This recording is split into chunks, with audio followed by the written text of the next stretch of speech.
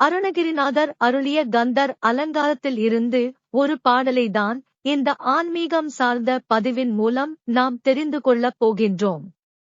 ஆனால் அதற்கு முன்பாக ஒரு சின்ன பயனுள்ள தகவலையும் இன்று நாம் தெரிந்து கொள்ளப் போகின்றோம். உங்களுக்கு பிடித்திருந்தால் இதை ஏற்றுக்கொள்ளலாம்.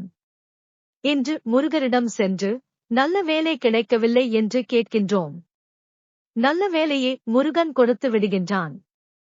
ஒரு மாதம் கழித்து சம்பள உயர்வை கேட்போம். அதையும் முருகப்பெருமான் நமக்கு வரமாக கொடுத்து விடுவான். பிறகு நல்ல மனைவி அல்லது நல்ல கணவர் தேவை என்று கேட்போம். அதையும் முருக பெருமான் தந்து விடுவார். பிறகு குழந்தை செல்வம், பிறகு வீடு வாசல் வாகனம் என்று கேட்போம்.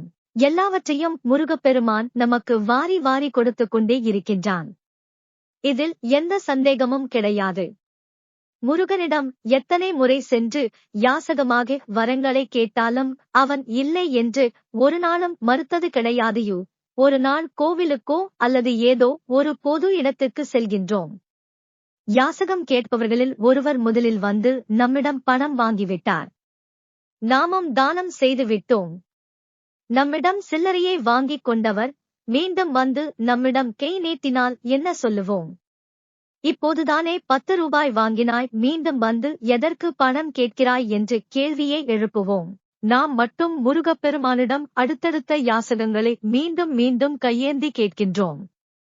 முருகப்பெருமான் கொடுத்து கொண்டே இருக்கின்றான்.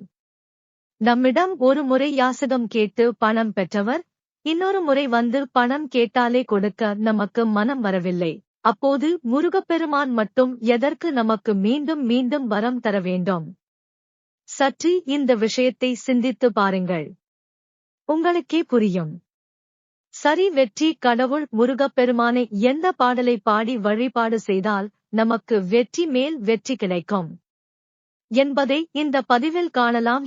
அதற்கு முன்னாடி நம்ம SSR என்டர்டெயின்மெண்ட் சேனல் ஃபாலோவர்ஸ் பண்ணிக்கோங்க. வாரந்தோறும் வரக்கூடிய செவ்வாய்க்கிழமைகளில் காலை 6 மணியிலிருந்து 7 மணிக்கு பூஜை அறையில் விளக்கு ஏற்றி வைத்து விடுங்கள். பின் சொல்லக்கூடிய இந்த பாடல் வரிகளை படித்துவிட்டு உங்களுடைய வேலையை தொடங்குங்கள்.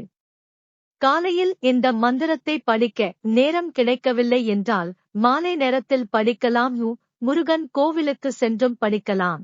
கந்தர் அலங்கார பாடல் வரிகள்: சேந்தனைக் கந்தனைச் செங்கோட்டு வெற்பனைச் செஞ்சுடர்வேல் வேந்தனைச் செந்தமிழ் நூல்விரித்தோனை விளங்குவள்ளி காந்தனைக் கந்த கடம்பனைக் கார்மையில் வாகரனைச் சாந்துணைப் போது மறவா தவற்கொரு தாழ்வில்லையே.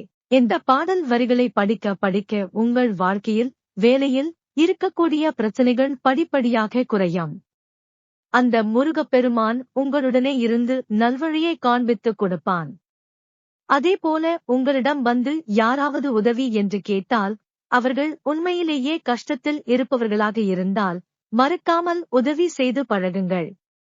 நீங்கள் செய்யக்கூடிய உதவியின் மூலமாகத்தான் அந்த கந்த கடவுள் உங்களுக்கு கருணை காண்பிப்பான், தரிசனத்தையும் கொடுப்பான் என்ற தகவலுடன் ஆன்மீகம் சார்ந்த இந்த பதிவினை நிறைவு செய்து கொள்வோம்.